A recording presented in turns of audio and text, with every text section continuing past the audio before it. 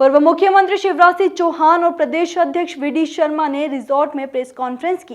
उन्होंने दिग्विजय सिंह पर आरोप लगाते हुए कहा कि वह विधायक से जबरदस्ती मिलना चाहते हैं। उन्होंने बेंगलुरु जाकर जिस तरह से हुड़दंग मचाई और जबरदस्ती विधायकों से मिलने की कोशिश की है, जबकि विधायकों का कहना है कि मान ना मान में तेरा मेहमान, वह किसी से मिलना नहीं चाहते। वहीं कर्नाटक हाईकोर्ट ने विधायकों से मिलने के लिए दिग्विजय सिंह की लगाई गई याचिका को खारिज कर दिया। शिवराज सिंह चौहान ने बेंगलुरु में ठहरे विधायकों के बारे में कहा कि इन्हें इसलिए भोपाल नहीं लाया गया क्योंकि उनकी जान को खतरा था।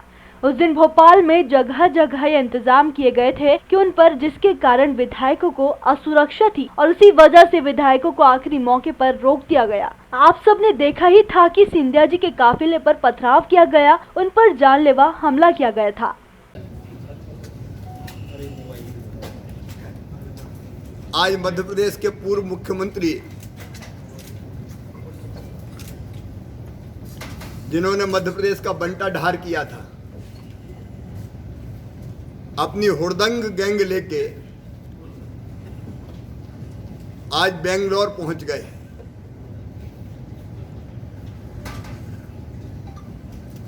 आज हम उनसे सवाल करना चाहते हैं। भारतीय जनता पार्टी ने पहले दिन से ये कहा था, हम किसी सरकार को गिराएंगे नहीं। मैंने स्वयं, जब चुनाव परिणाम आए थे, हमें 109 सीट मिली, वोट हमें ज्यादा मिले, कांग्रेस को 114 मिली। हम चाहते तो उसी दिन सरकार बनाने के प्रयास कर सकते थे,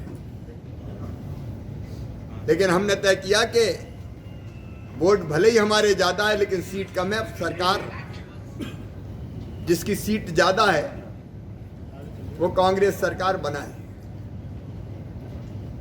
बार बार ये सवाल खड़े होते रहे कि भाजपा इस सरकार को गिराएगी क्या। हमने कहा हम नहीं गिराएंगे, लेकिन अपने अंतर विरोध के कारण खुद गिर जाए तो हम कुछ नहीं कर सकते। ये दिग्विजय सिंह सरकार बचाने की बात कर रहे हैं। ये विधायकों से मिलना चाहते हैं। वो विधायक जो बेंगलोर में हैं, उनने कहा कि दिग्विजय सिंह को देख के ही तो हम भगे। इनसे मिलने की बात करने की बात है, हम इनको देखना पसंद नहीं करते। हम इनसे नहीं मिलेंगे। विधायकों ने वीडियो जारी किए और जारी करके कहा कि ये तो मूल कारण है। बिसाहूलाल सिंह जैसे वरिष्ठ नेता, वो कह रहे हैं ये बेवकूफ बनाते हैं। अपने परिवार को मंत्रिमंडल में ले लिया, बेटा भतीजे सब शामिल हो गए। वहीं प्रदेश अध्यक्ष वी डी शर्मा ने कहा, हुड़दंग गैंग ने बेंगलुरु में जाकर फिर वही करने का प्रयास किया। मध्य प्रदेश में जिस प्रकार से आंदोलन करने का प्रयास किया है, बीजेपी ने दुनिया की सबसे बड़ी राजनीतिक दल है। बीजेपी के कार्यकर्ता अपनी क्षमता के आधार पर लड़ाई लड़ना नहीं, उनको जवाब देना भी जानते हैं, मगर हमें सर्वोच्च न्यायालय पर विश्वास रखना है। घटनाक्रम की सुनवाई चल रही है, कल भी चलेगी। सर्वोच्च न्यायालय का जो आदेश होगा उसका पालन करेंगे। मैं बताना चाहता हूं कि गलतफहमी में मत रहे। 50 लोग निकलकर पुतला दहन करते हैं। एक तरफ कोरोना वायरस के चलते 17-26 तारीख को स्थगित कर दिया गया, दूसरी तरफ आंदोलनकारी पुतला दहन करते हैं। अब कोरोना वायरस कहां गया? यह दोहरी नीति का प्रयास है। बेंगलुरु में जाकर दबाव डालने का प्रयास किया है। चुनाव आचार संहिता का उल्लंघन नहीं है। मध्य प्रदेश में और जिस प्रकार से माननीय शिवराज सिंह जी चौहान ने कहा कि हुड़दंग गैंग बेंगलोर के अंदर भी जाकर के उन्होंने फिर वही करने का प्रयास किया है जो इससे पहले उनके मंत्री बेंगलोर में जाकर के जिस प्रकार के घटनाक्रम उन्होंने किए थे, और मध्य प्रदेश के अंदर आज जिस प्रकार से आंदोलन करने का जो उन्होंने प्रयास किया है। भारतीय जनता पार्टी दुनिया का सबसे बड़ा राजनीतिक दल है और भारतीय जनता पार्टी के कार्यकर्ता अपनी शक्ति और क्षमता के आधार पर केवल लड़ाई लड़ना नहीं जानते, इनको ठीक से जवाब देना भी जानते हैं। लेकिन हम सर्वोच्च न्यायालय पर विश्वास रखते हैं।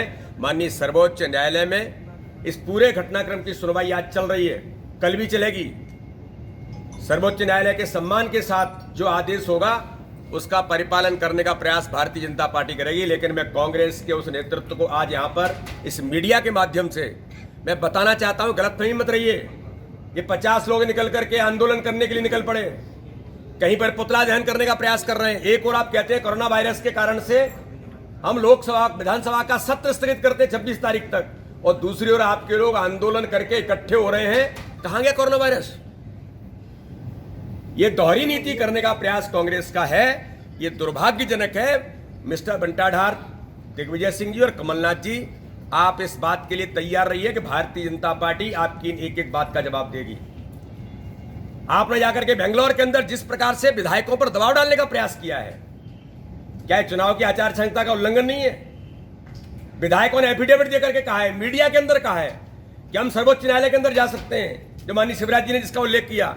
हम कर्नाटक के हाईकोर्ट के अंदर जा सकते हैं। जिस दिग्विजय सिंह के कारण से हम वहां से भाग करके आए हैं, हमारे नेता पर हमला हुआ, और मध्य प्रदेश के मुख्यमंत्री, ये वो मुख्यमंत्री हैं जो 84 के दंगों के आरोपी हैं। ऐसे लोग ये क्या करेंगे? कुचल देंगे। इसलिए डर के कारण, भय के कारण से लोग मध्य प्रदेश के अंदर नहीं आना चाहते। वो सुप्रीम कोर्ट में, कर्नाटक हाई कोर्ट के अंदर जाना चाहते हैं। इतनी बात कहने का प्रयास किया है। मैं तो इलेक्शन कमीशन से मांग करूंगा कि इनके ऊपर कार्रवाई होनी चाहिए। प्रत्याशी है राज्यसभा के, इन्होंने कैसे विधायकों पर दबाव डालने का अनाधिकृत प्रयास किया है, यह दुर्भाग्यजनक है। जिस प्रकार से नियुक्तियां हो रही हैं मध्य प्रदेश के अंदर, लगातार रोज नियुक्तियां कर रहे हैं, अवैधानिक नियुक्तियां हो रही हैं। आप मुझे बताइए, मीडिया के माध्यम से कहना चाहता हूं कि पीएससी के अंदर, पब्लिक सर्विस कमीशन, आपने नौजवानों से मध्य प्रदेश के अंदर धोखा किया था। हम आपको बेरोजगारी भत्ता देंगे, आपको ये करेंगे, आपको वो करेंगे। आपने गुमराह किया, झूठ बोला, और उन्हीं नौजवानों के साथ फिर आप छल करने के लिए पीएससी के अंदर कांग्रेस के नेताओं की नियुक्ति करना, जो लोकसभा का चुनाव लड़े हैं, जो विकास प्राधिकरण के अध्यक्ष रहे हैं, राशिद सोहेल सिद्दीकी, आप उनको पीएससी का मेंबर बना रहे हैं। इन सारी बातों को, नौजवानों को नियुक्तियां अब पीएससी के अंदर डिप्टी कलेक्टर और डीएसपी कौन बनाएगा? ये कांग्रेस के नेता उनका चयन करेंगे। ये दुर्भाग्यजनक है। इन सारी बातों का जवाब हम मीडिया के माध्यम से, मैं तो नौजवानों को भी सतर्क करना चाहता हूं मध्य प्रदेश के अंदर, कि आपके साथ जो छल और झूठ बोला गया, ये आपके साथ फिर पीएससी के अंदर नेताओं की इस प्रकार की नियुक्ति करके कहीं ना कहीं आपको फिर लूटने का प्रयास मध्य प्रदेश के अंदर कमलनाथ जी की सरकार करना चाहती है। इन सारी बातों का जवाब भारतीय जनता पार्टी सड़कों पर बखूबी देगी। लेकिन ये जो घटनाक्रम है, इस पर हम माननीय सर्वोच्च न्यायालय का सम्मान करते हुए, हमको सर्वोच्च न्यायालय पर विश्वास है कि हमारे साथ न्याय होगा, हम उसका इंतजार कर रहे हैं। मध्य प्रदेश के मुख्यमंत्री 84 दंगों के आरोपी है, ऐसे लोग कुचल देंगे। दल के भय के मारे नहीं आना चाहते, वह सुप्रीम कोर्ट, कर्नाटक कोर्ट में जाना चाहते हैं। मैं इलेक्शन कमीशन से मांग करूंगा कि इनके ऊपर कार्रवाई होना चाहिए। बेंगलुरु जाकर जिस तरह से हुड़दंग मचाई है और जबरदस्ती विधायकों से मिलने की कोशिश की है, जबकि विधायकों का कहना है कि मान ना मान मैं तेरा मेहमान, वह किसी से मिलना नहीं चाहते। कर्नाटक हाईकोर्ट ने विधायकों से मिलने के लिए दिग्विजय सिंह की याचिका लगाई, जिसको खारिज कर दिया गया। शिवराज सिंह चौहान ने बेंगलुरु में ठहरे विधायकों के बारे में कहा कि उन्हें इसलिए भोपाल नहीं लाया गया क्योंकि उनकी जान को खतरा था। उस दिन भोपाल में जगह जगह इंतजाम किए गए थे कि उन पर, जिसके कारण विधायकों को असुरक्षा थी, और उसी वजह से विधायकों को आखिरी मौके पर रोक दिया गया। केएनएन न्यूज के लिए सीहोर से कृष्णा पांडे की रिपोर्ट। रह गया, उनकी कोई ने सुनी नहीं। 15 महीना सुनाने की कोशिश की, कोई सुनने वाला नहीं था। और आज बात कर रहे हैं कि वो माफियाओं के खिलाफ कार्रवाई के कारण भाजपा सरकार गिरा रही है। दिग्गी राजा और कमलनाथ दोनों को जवाब देना पड़ेगा जनता की अदालत में। ये माफिया राज कौन ने चलाया है? मध्य प्रदेश में 15 महीने में हाहाकार इस सरकार ने मचा दिया। शराब माफिया, शराब की नीति कोई मंत्री और अफसर बना रहे हैं। शराब माफिया शराब की नीति बना रहे हैं। दुकानों पे उपदुकान खोलो, शराब की नदियां बहा दो। रेत माफिया, परिवहन माफिया, ट्रांसफर माफिया, अभी तक ट्रांसफर कर रहे हैं। अभी तक जब सरकार चला चली की बेला में